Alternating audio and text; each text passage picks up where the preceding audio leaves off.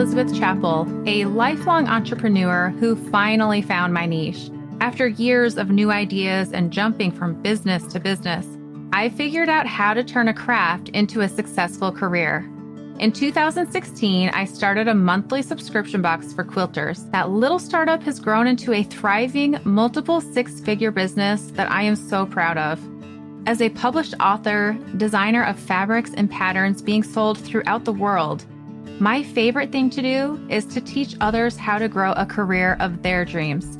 Each week, you'll hear from me or from other guests who are creative entrepreneurs, so you can learn exactly what to do and what not to do to grow a career that's more rewarding and successful than you ever thought possible. If you're ready to turn your craft into a career that you love, I am so excited you're here. Welcome to the Craft to Career podcast. Listeners, you are in for a treat today. We have Christine Lindebak. She is a garment sewer. And not only that, but she has a very unique background in her business where she worked for some really high-end companies and businesses in the fashion industry. And you're going to hear her journey of how she climbed the ladder, we'll say, it grew, continued to have success, why she decided to leave that world and start her own business online. Christine is just very down to earth. She has some amazing insights. And I will say it was really great for me to chat with her because right now I'm going through some of the things that she talks about where she's like, what is the purpose of this? Why am I doing this? What do I really want to do? What's going to bring me happiness and fulfillment? And so we just really touch on so many important things for an entrepreneur that you are thinking about for sure, but then you're going to hear what really helps to grow a business from the ground up. And so many interesting things. So let's jump in and let me introduce you to Christine. And before we do that, I want to also remind you and thank you. At the end of June, so it's really coming up here, there's going to be 3 people who are chosen to receive $100. And all you have to do to enter is write a review for the podcast on Apple Podcasts. My goal was to get to 300 reviews, and I'm so happy to say that there are 317 written reviews. Thank you, each one of you who has taken the time to write a review. I sit down and read through each one of them, and it just means the world to me. But more importantly, it helps the podcast get out into the world. It helps people find the podcast, and it helps bring amazing guests onto the podcast like today. And there are people who I want to reach out to, who I have reached out to, who have said yes to being on the podcast because of your reviews.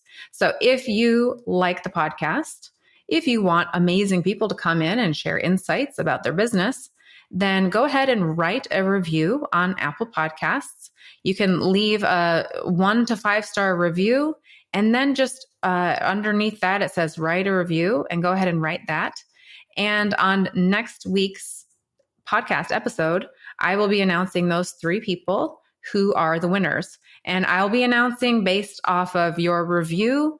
Now, your name, sometimes it might be like KJoys91, for example, left a review on May 19th, 2025. That's how I'll be announcing the winner. So hopefully you know your name and the review that you've left, but that will be announced on the next podcast episode. So now let's jump in and meet Christine Lindebak.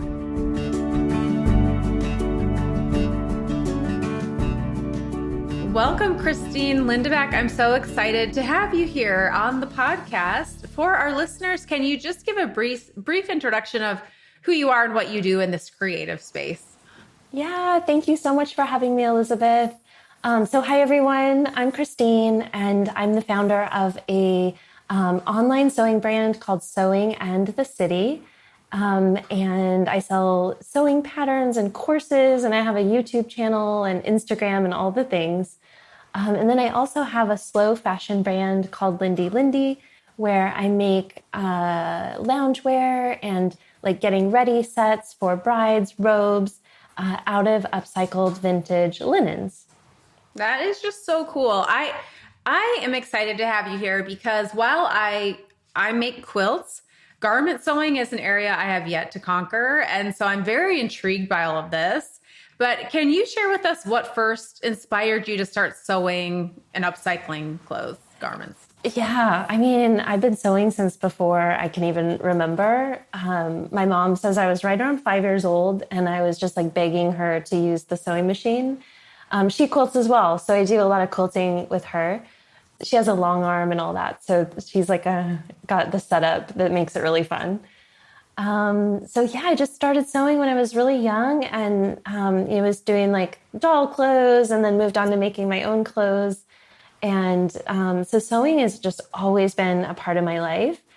And knowing how garments were constructed then was just enough of an opening of a door to lead me into a career in the fashion industry.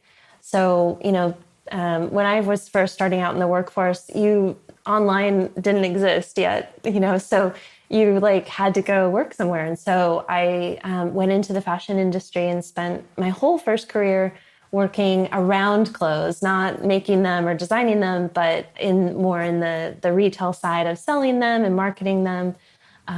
So sewing really led me to my whole first career as well. So can you share a little bit what your first career was when you were, on the marketing side and all that? Yeah. So I started on the sales floor, like literally selling. I'm from Seattle. And so Nordstrom, that's like their headquarters are based there. So I got a job at the downtown Nordstrom on the sales floor, and then just kind of worked my way up. I went to a boutique down the street, and I was the operations person there. And then that brand, that was Escada, which is like an old, kind of old school brand. They promoted me a couple times, and eventually to store manager, and that led me to California. And so in California, I just, kept getting different roles, kept getting promoted. And my last job in California was I was managing a store on Rodeo Drive, which was really fun. Oh, wow. Kind of like one of those really fun experiences. Yeah. And then I moved to New York, and my last job there, I was managing 5 stores in the U.S. For an Italian fashion brand called Emilio Pucci. They're really known for their hand-drawn prints. So they just have like gorgeous, gorgeous prints. They're based in Italy. And so I was overseeing the 5 stores, including hiring, training, going to Italy to buy the collection for what we would then sell in the stores, marketing, kind of everything under the roof of the retail stores. Okay, what a fun job. And you get to travel to Italy. So how did you decide to pivot, and what did that look like? I mean, that had to have been a scary decision. Oh my gosh, the scariest for sure. And I don't think I would have had the courage to do it if I wasn't, my body just physically was like, stop. I couldn't physically do it anymore. I was really stressed out. And so that made it a little bit easier to know, okay, this is the time. I think that I couldn't do it anymore. It was super stressful. Of course, it was really fun and the travel and everything, but I think what really happened was I had achieved everything that I wanted to achieve. And so then I was just kind of like, why am I doing this? It just kind of I lost like the desire to do it. And then the stress just started to build. So yeah, I made the jump, and a lot of people thought I was crazy. Like, really. Were your family, were they like, what are you doing? Yeah, luckily my parents have been like my biggest supporters. They just want me to be happy. So luckily they've always been really supportive of everything. So I'm lucky in that way.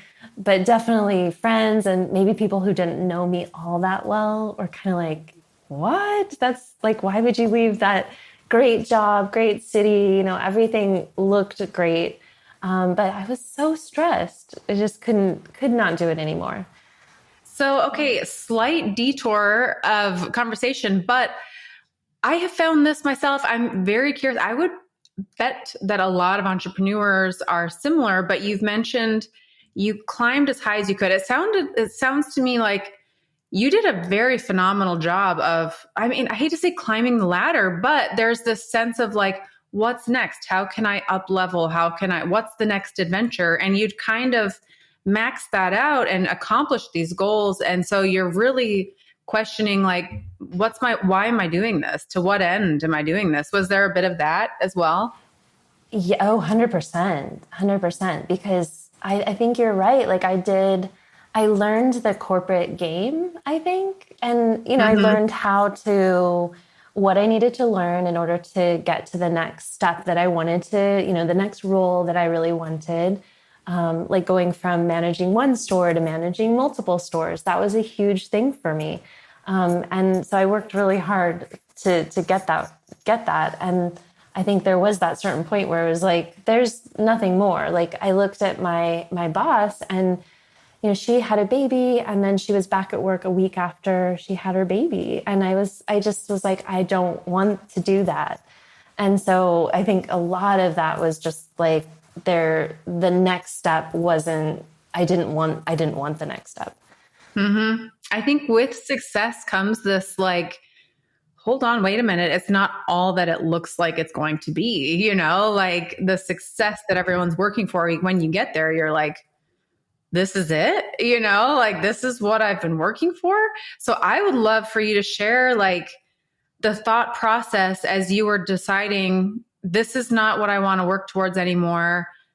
What was your thought process of like, what do I want to bring into the world, Yeah, that was a big thing. And it took me, at least a year after I decided within myself, I'm going to move, I'm going to make the jump.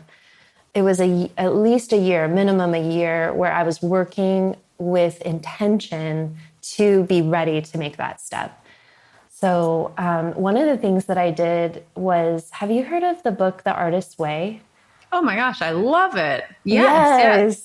Yeah. Okay, yeah. So I did The Artist's Way for 12 weeks and I did the morning pages and I did the artist dates and I did it to the full extent that I could.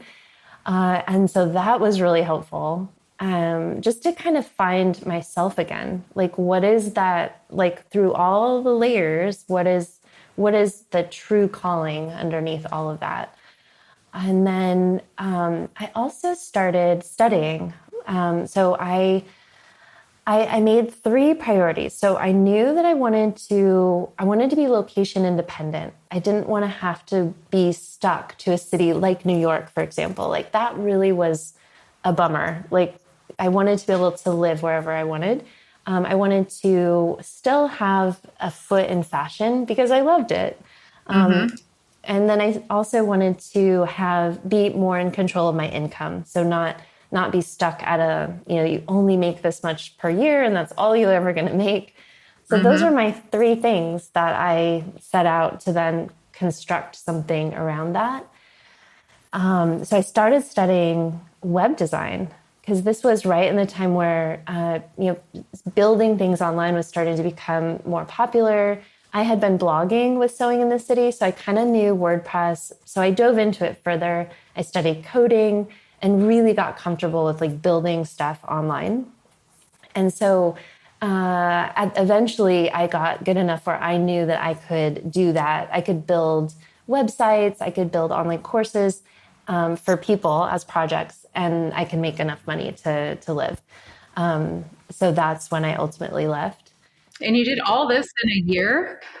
Yeah, it was a year. You are a hard worker. I have got to give you that. Like, where is this drive coming from? Because it sounds like, oh, I did this, but that's a lot of work. Plus you had a job too. So yeah, I had a job and I was traveling. It's so funny. Like all the pieces just came into place. For example, I had an Uber driver back from the airport from one trip and we were chatting and he actually was like a coder on the side. He knew I was studying JavaScript. And so I would meet with him once a week. I paid him if he's an Uber driver, so cool. He needs. So I paid him. We met at a coffee shop. He was like kind of a youngish kid. And I paid him to help me learn JavaScript. I had courses and stuff, but like, so he helped me. So it was just like stuff like that would happen. I mean, I'm imagining this conversation. First of all, you were talking to your Uber driver. So you went out of the way to ask him questions and you shared a bit about yourself. And then you were assertive and confident enough to say, could we meet at a coffee shop? And could I pay you to teach me? I mean, there's a lot here. You've got a lot of skills, and like you just put yourself out there. Like that does, you said it just happened, but you're doing a lot to make it happen. So I want to point that out to the listener. Like it does take, that's kind of scary to ask an Uber driver, could I hire you to teach me, but you did. So kudos to you. That's really cool. Thanks. Thank you. Yeah. I thanks so much for pointing that out. That is true, that it, I think it's definitely a combination of feeling like, okay, this guy is normal, not just talking to like any random Uber driver, but you get a good feeling about someone.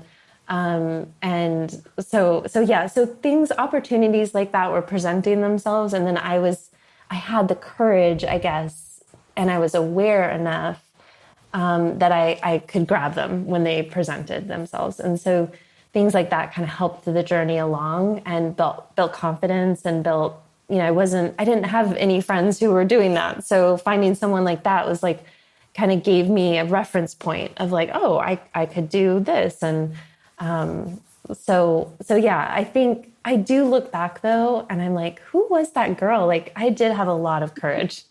Yes. And probably the desire to change what you were doing played into that a lot. When the pain point's high enough, it's like, I will do this because I've got to change, so. Yeah, 100%. And I think that when that just kind of goes to the power of humanity, when we need something, like I was really stressed. Like I was having health problems because I was really, just burnt out. And so I think, your body kind of kicks it in high gear and you make it happen when you need to. Yeah. So when you first started, what did you first offer as a product? And did you have an audience? I mean, it's one thing to create this amazing product, but then like you've got to market it and find people to buy it. So how did that look for you? Yeah. So I kind of I knew the online scape. So I was building stuff for other people, selling digital products, courses, and I was building their sites and building out their fulfillment of their courses. So I kind of understood the fulfillment of it and how they were selling stuff. So by the time I decided to launch products with Sewing in the City for myself, I already kind of understood a little bit of the marketing game, but I started from pretty much zero. I think my Instagram account had like 100 followers on it, something like that. So I started from zero and I started posting on Instagram, probably really cringe content that I was just like, just starting. And I made like a lead magnet. So like a style guide, fashion sewing style guide, and ran some ads to that for like a good 6 months. I ran ads just to build my email list, build my Instagram. It was kind of like they would pop over to my Instagram and then follow me there and download the thing, and started emailing every week. I also use Flowdesk, so I love Flowdesk. And yeah, just really kind of slowly but surely started to build an audience before I sold anything. Okay, smart. So when was this? Because Flowdesk, I don't know, it's relatively new as far as like email marketing goes. Yeah, it was 2019. So I did start with MailChimp because they had like a free plan at the time. So I definitely did things like minimum viable where I could. And then at some point I learned about Flowdesk and I switched over. So I moved the whole list over. And it was at a time, my next bill for MailChimp, because my list had grown to another like level on their pay plan. And it was going to be like $50, $60 a month. It was crazy. And so Flowdesk has been such a great platform for cost wise as well. Yeah. I had MailChimp at first too. And I remember it was like, my list grew. Oh, shoot. But now I need to pay more, that like Yeah, punishment for growth. I'm like, no. So, okay, you totally. casually mentioned that you were creating websites for other people and doing their marketing. We did not discuss that. So, who were you doing this for? Like, how did you find those clients? Tell us about that. Yeah, so that was like my in between. So from when I left New York, left my corporate job, I had these coding and web design skills that I took with me, and I found clients through friends, like through my network. I found clients online, like I joined several marketing groups and different masterminds and things like that. So I found enough people to keep the lights on, essentially, and then started working with some people as like repeated clients, so longer term. So that's when I really got to understand like the true behind the scenes of what was going on. I worked for a person who had an online, like a music composing school, and they were doing webinars and all of that. So they were deep, deep, deep in the marketing game, and I got to learn a lot from that experience. And there was literally a moment where I was like, I'm spending all this time building stuff for other people. Why am I not doing it for myself? And so that was the moment. But as I got started, I still was doing like web projects for clients on one side as I was building the other. And so it took a lot of the pressure off. It's like I didn't have to have my baby business be like running when it was still just a baby. It really like was able to grow it in in its own time, and with a little bit of money too that I was making, then I could invest in ads and invest in other things that I needed. So Okay, very fascinating. And really, the working for these other companies, especially this music composing, my guess is they are doing pretty well, or were, I don't know. But for you to be able to be hands on with how that's looking, how that's working, that's like invaluable. Both you got paid, but the experience too. So, yeah, this is fascinating. So yeah. then, yeah, then you started. I mean, did you sell patterns first, or was it like, here's a course, let me show you how to make something? Yeah, I started with a course first, and I mean, I had no idea what I was doing. I really was like, I don't know.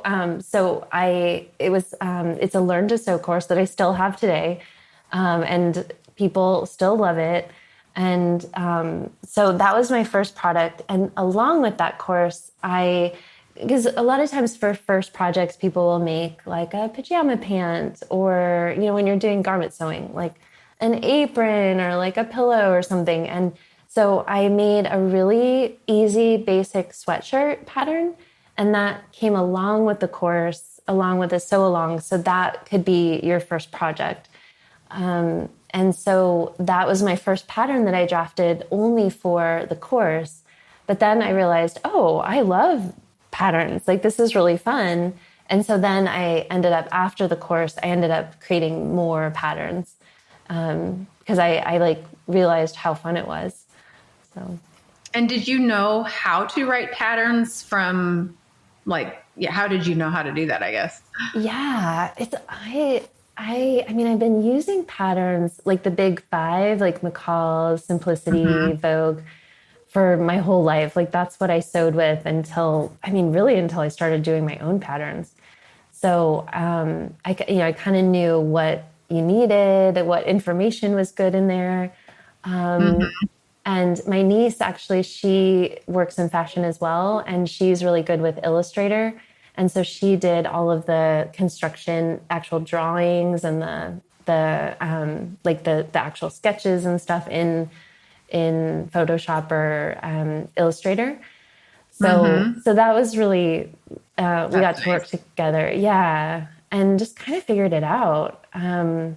And when I launched my first course, I launched it with a beta round.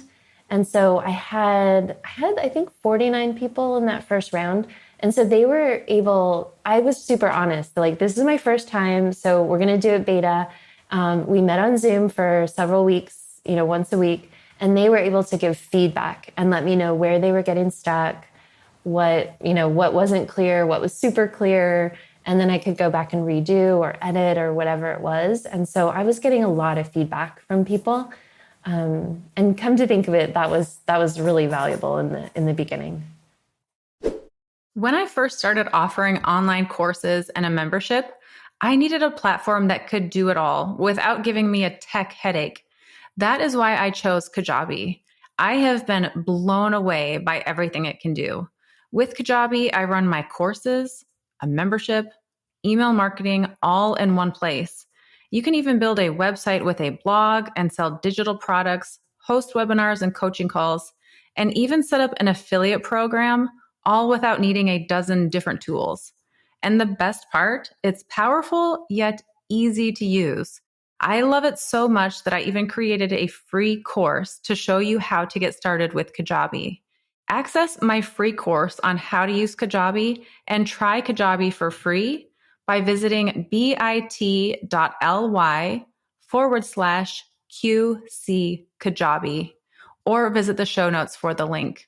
If you're ready to streamline your business and enjoy the process, give Kajabi a try. You are going to love it. So I'm curious, who is your ideal client? Is it more someone who's brand new to sewing garments, or who's that ideal client? Yeah, I think, the people that reach out to me seem to be like, they seem to be at least like advanced beginner to like consistent sewists.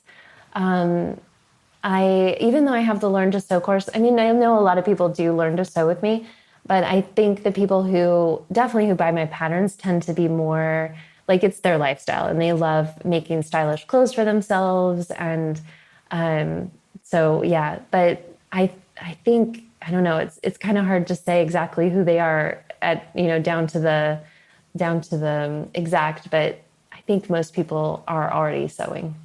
Yeah. Well, and I would love to make garments. I looked at your patterns. There's one that you can do either as a top or as a dress. It's got like a little cap sleeve.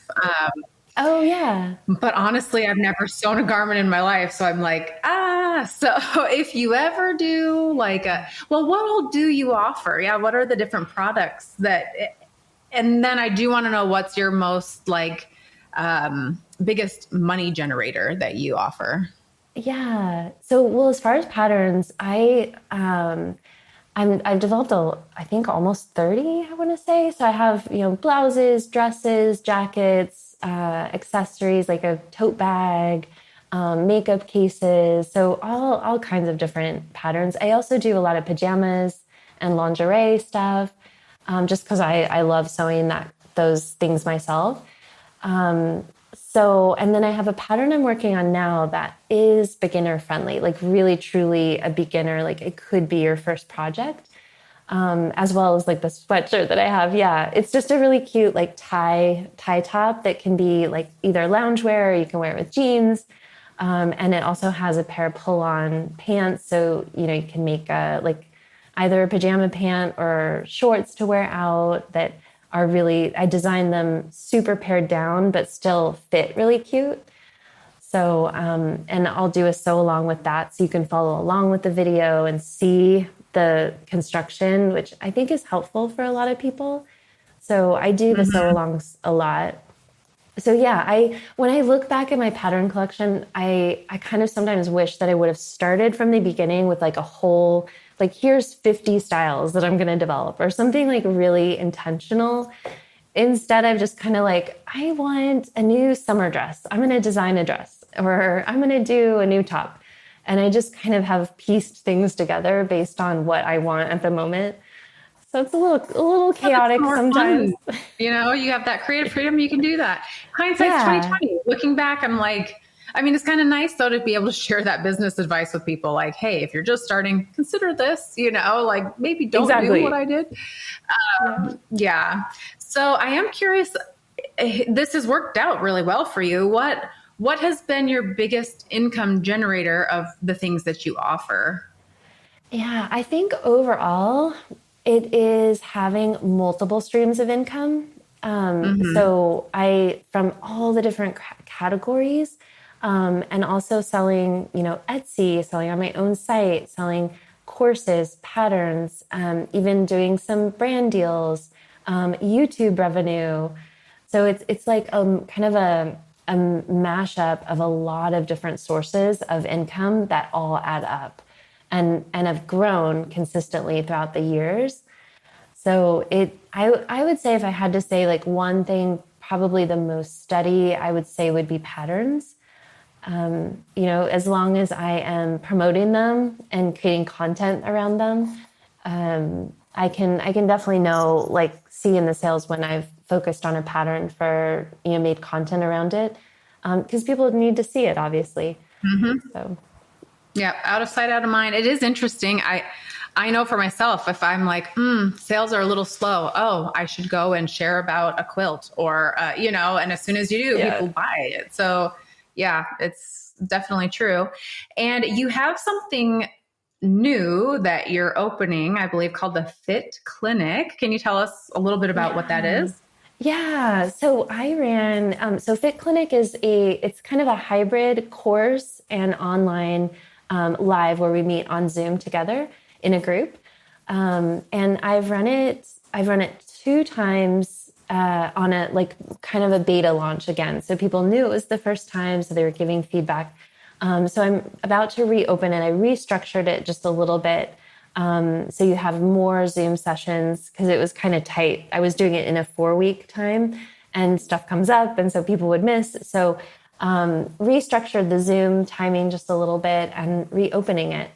So what we do is from the first session, you can bring a pattern or even a mock-up of a first pass of a garment you've made that doesn't fit. So if you bring the pattern, I'll help you choose the right size based on your measurements. Because we all have different body types and patterns. Yeah, they're drafted for a certain fit model. And if it's drafted for like a B cup person and you have a D cup, that it's not going to fit right. And if you choose your size based on your bust size, then it's possible that it could be big at other places just to get it to fit in the bust. So we go through all of this, get you the right size, and then you make a sample, and then we diagnose the fit issues that it still may be having. So you might show up on Zoom and be like, why I have all this fabric pooling at my underarm? And I can help you diagnose, oh, it's because you have a sloping shoulder. And so then if you do a sloping shoulder adjustment, you can reshape the armhole a little bit, and then it brings it up. And then you don't have that pooling at your lower armhole. And I mean, there's like so many different little things that can happen. And so we diagnose the fit issue, then you do another sample and we refine from there. And by the end, you have a perfect fitting garment. It sounds so intimidating to me. I'm like, could I do that? Could I actually? You totally can. Yes. And so that's kind of why I do it on Zoom, because it's when you're alone and you're in your sewing room or by your machine, you're like, I don't know what's wrong. And when you get together and you also see other women who, you can understand like, oh, that's what they did and they got that result. Then you kind of start to understand the mechanics of sewing and pattern fitting from a different perspective as well. But it really is simple. And most people, I can say a lot of fit problems come from just choosing the wrong size. And so that is something, really important. And then from there, just making little adjustments. Most people need, once you choose the right size, 1 or 2 pattern adjustments, and then you've got it. So Yeah. Do you ever offer in-person events? Like, it'd be so nice to have you there to like, oh, here, let's look at this. Da, da, da. yeah, I teach at Sew Expo every year. I've been going there out in the Seattle area where I'm from. So I go back and I've taught, I think 4 or 5 years now in a row. And yeah, that's my only live stuff that I've done. But people do sometimes write to me and say, like, can you offer a sewing retreat in Spain? Oh, that'd be Because cool. yeah, yeah. But that intimidates me a little bit, I think. Yeah, Yeah, planning it out, and that's a whole nother thing. Well, hey, if you ever offer it, let me know. cool. Yeah. So you also do upcycling. Talk to me about like why you do that. What intrigued you about that? Yeah, so upcycling started, well, it was the first thing that I did. I had a Gap, like an old Gap dress that was black, and the fabric was really nice. And so it was in my donation pile, but there was just something about it that I just took a second look at it. And because the fabric was nice, I ended up cutting off the sleeves and I had a remnant, like half yard of like a print, and so I cut out a sleeve from that, or two sleeves from that remnant, and it put it on this dress, and it changed the dress completely. And I think that was really the first time that I got the idea of like, oh wow, I could change stuff, refashion things. And then I started finding, like, I've always loved vintage stuff and vintage linens, the beautiful embroidered pillowcases, and that has always caught my eye. And I started going to like different thrift markets and finding these beautiful linens that were embroidered. And I didn't really know what I was going to do with them, but I just couldn't leave them behind. So I started buying them, and then making some of my patterns out of these upcycled linens that I was finding, and really loving that. I mean, it just took my sewing to the next level, because it was like, no one is going to have this. Like, this is truly one of a kind. And I liked the look. And so that's really how it started. I just started gathering these materials without really knowing what I was going to do with them. And then last year, I really wanted to start my own fashion brand of ready to wear. It's just something that was like eating a hole in my pocket, kind of. And so I finally did it. And so that's my slow fashion brand. I use all upcycled linens, embroidered, or just like textiles that are vintage with vintage prints or whatever, and make new items out of these old linens. That is just so cool. I mean, not to mention, I have watched some of these documentaries that have come out about fast fashion or Amazon, the click and buy, and just there's a whole nother topic there, but there's no repercussions for these companies to mass produce all this waste. And once you start to really know how much is being produced and thrown out, it's like, well, what could I do? And sometimes it feels like who am I? I can do nothing about it. But if we each just did one little thing, it makes a difference, you know? And so there is that part of the upcycling that I know appeals to me. And I love this creative idea of I can create something totally unique and find these, it's very cool. Even taking that old dress and adding something different, like the artistic side of me, it really like lights me up. Yeah, I love that. I love that. It is. It's very fulfilling to take something that may end up in that landfill in Ghana, in a mountain of clothes, and or even something that is higher quality, like a cotton or a linen or a silk that is really beautiful fabric, and then giving it a second life, so you can still wear it, make it however more attractive to you now than it was. So yeah, I think like when I think about all those documentaries, my mind gets boggled because it's such a huge problem. But I think like what I try to do, what I'm trying to become more aware of in my own closet, is just having more of a connection to the clothes that I have in my closet, and kind of thinking about like the memories I have with them, and not just getting pulled into the disposable culture. So I think that's my form of resistance, is just like loving my clothes more, I guess. Yeah. Yeah. Well, and think about like how many times have we gone and tried something on and it just doesn't fit quite right because it's made for a generic factory, just they're all this size.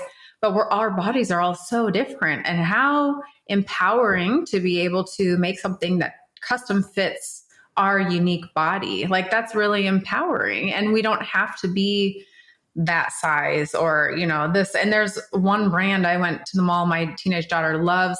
They literally offer one size of everything. All their shorts are one size, all their shirts are one size. I'm like, not to mention the mental gymnastics this is going to cause for these teenage girls. Like, oh, we all should be that size, but like our bodies are unique and beautiful, and we can sew something that fits us personally and embrace our uniqueness that way. I think is really cool. Yeah. Like in my Fit Clinic course, I've met several women who they wanted to sew their own clothes, like maybe years ago, and they could never get anything to fit right. And so then they went to quilting, and they love quilting, but then they still have this, creative pull to make their own clothes. And so then they're coming back to it and learning how to fit. And that is like the ultimate, when you've given up on something and then you can actually come back to it and make it work is amazing. It's not that hard either. Like it does seem there's something about pattern fitting that can feel really ominous and like this big cloud, and it's so complicated. But it really is not that complicated. It's like just taking a flat pattern, and it's very mathematical. So there's not like room for error. It's really just like this equals this, and you do the pattern adjustments, and then it works. It's like very mathematical. So there's no luck, there's no chance. It's satisfying. Yeah. And okay, I have a serger that I got that is in the box still because I'm afraid to pull it out and thread it. I'm afraid to thread it. Let's start with that. I feel like I saw, do you offer a serger course? Yes, I do. Okay. And it's so funny because like a lot of people I hear, I think even on the page where I have the talk about the course, I think I even say, like, your serger might be in the box still. Yep. So we go through threading, we go through tension. So like I literally break it down where if your serger's doing this is why. And, so you could look at your serger stitch and then know exactly how to fix the tension. But threading's a huge one. And it's also something that, it's not as hard as we think it is for some reason. And once you just do it a couple times, I always recommend taking a photo of your serger threaded properly, or a video, and really get in there and like see how everything goes, and then just completely unthreading it and starting from scratch. Heaven forbid I want to change the thread color. I'm like, I know. And I still do. I tie off my thread colors just because it is easier to pull the new thread through rather than rethreading. But just having the confidence to know that if something does happen, like a thread breaks or something, like you can rethread it. Like it's not going to be an issue. That goes a long way, and just feeling like you can really do anything with your serger. All right. I'm going to pull it out of the box. It's going to happen.